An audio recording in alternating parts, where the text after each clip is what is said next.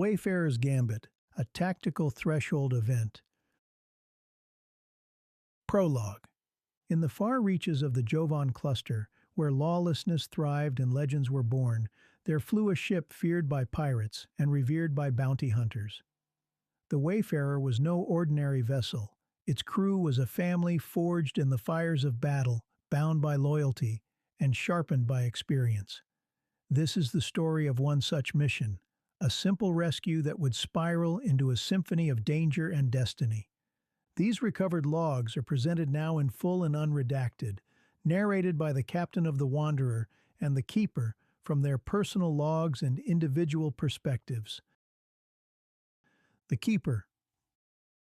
Some missions are accepted, others are chosen. The difference is rarely clear at the beginning.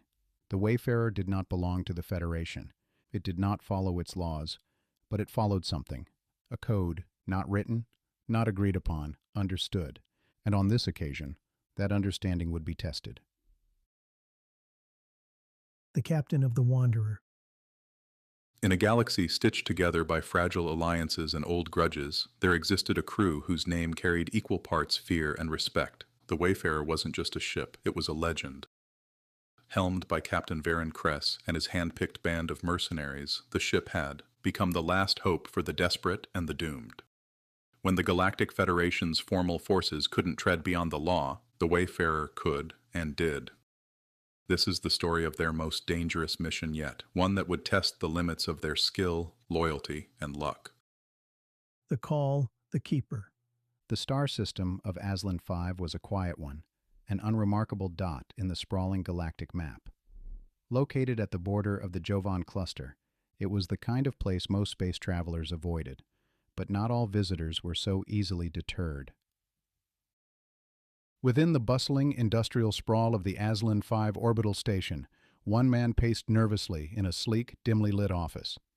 Captain Varon Kress, a stocky humanoid with sharp eyes and a face marred by old scars, stood beside the holoprojector.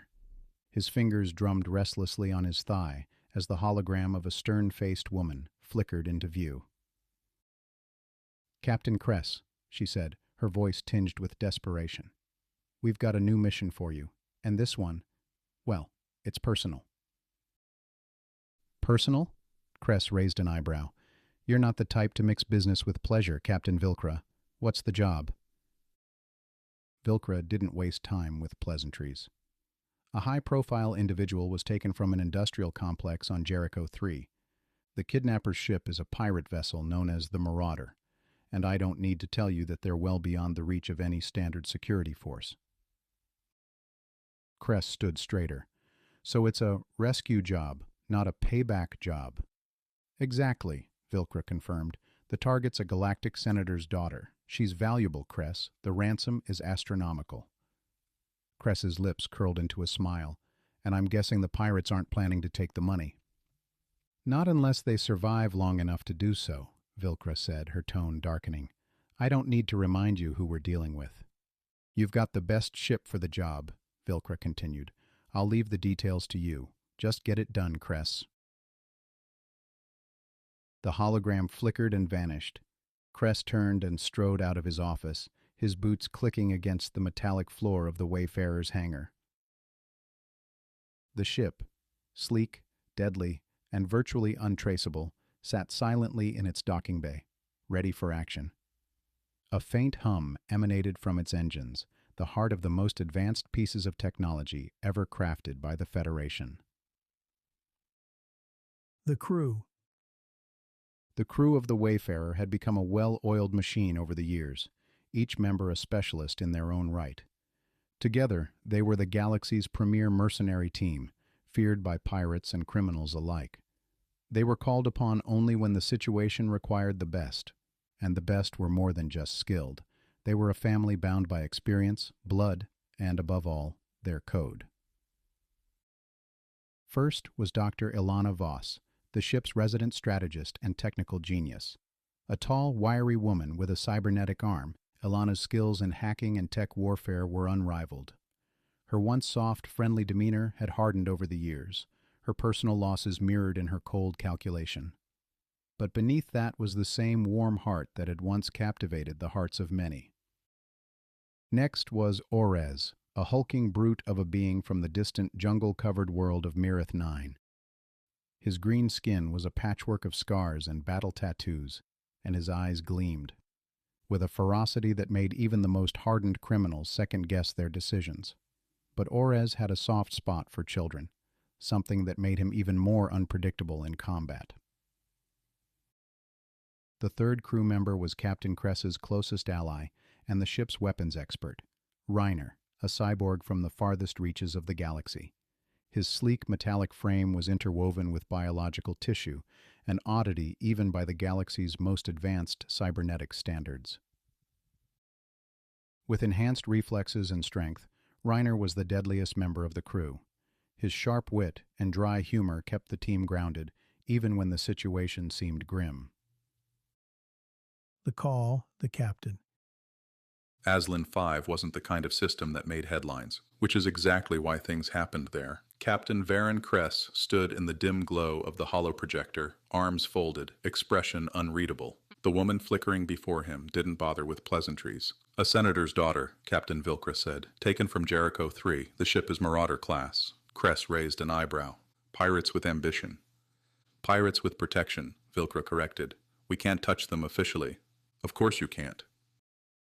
"Rescue?" Kress asked. "Yes." "Alive?" "If possible."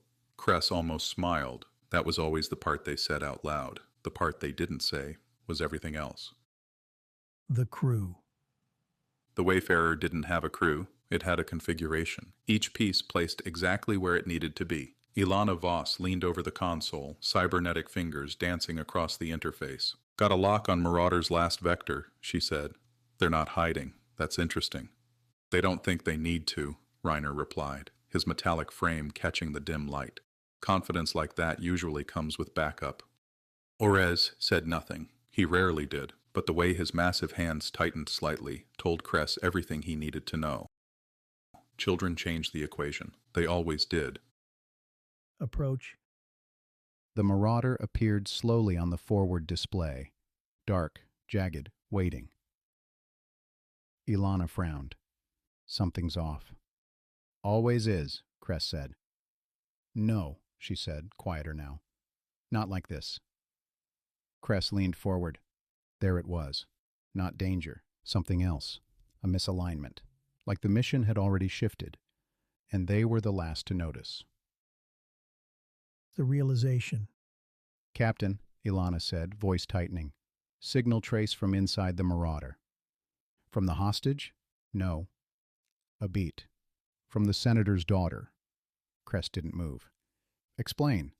"She's not just being held," Ilana said. "She's broadcasting. Encrypted. Directed." "Directed where?" Ilana hesitated. "Everywhere." Silence. Reiner leaned forward. "Bait!" Kress nodded once. Now it made sense. This wasn't a ransom. This was a signal. The gambit. "We pull back," Reiner said immediately. "This is bigger than us." "And leave her?" Orez growled. "This isn't about her anymore," Reiner snapped. "It never wasn't," Orez replied. The room tightened. Kress said nothing, because this was the moment, the one every mission pretended wouldn't come. The safe move was clear. Leave. Report. Let the system handle it. The wrong move was also clear. Go in blind. Lose everything. But the right move didn't exist yet. Kress exhaled slowly. "Ilana," he said, "if that signal goes out, what happens?" She didn't hesitate. "Every pirate, mercenary, and opportunist within range converges here." "How long?" "Minutes." Kress nodded. There it was. The board, the pieces, and one move left to make. He turned to the crew. "We don't stop the signal," he said. Reiner stared at him. "We amplify it." Silence. Then Reiner laughed. "Of course we do." Execution. The Wayfarer surged forward. Ilana's hands moved faster now, feeding the signal, boosting it, distorting it, broadcasting at maximum range, she said. "They'll all see it." "Good," Kress said. Inside the Marauder, Confusion spread before fear had time to catch up. By the time the pirates realized what was happening, it was already too late. Boarding was clean, precise, brutal. Orez moved like a storm. Reiner like a blade. Kress didn't slow down. They reached her in under 3 minutes. The senator's daughter looked up, calm.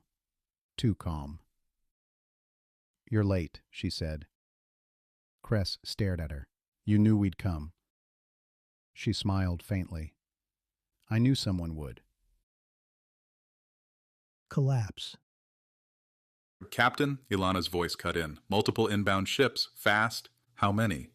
Too many. Kress nodded. Time to go. They moved. Behind them, the Marauder became the center of something much larger. Ships emerging, weapons priming, chaos forming, exactly as intended. Exit. The Wayfarer broke free just as the first volleys began. Behind them, the void erupted. Not pursuit. Conflict. Pirates turning on pirates. Predators drawn to the same signal, with no prey left to claim. Aftermath. Silence returned slowly. The senator's daughter sat across from Kress, studying him. "You didn't rescue me," she said. "No," Kress replied. "What did you do?" Kress leaned back. "Changed the board." She considered that. Then nodded. "Good," she said. Epilogue. The Keeper. The kind of choice that stays. The Wayfarer slipped back into the dark between systems. Mission complete. Technically. But something had shifted, not in the outcome, in the approach. Some missions are about survival. Others are about choosing which version of the future you're willing to risk. Kress stood alone in the observation deck.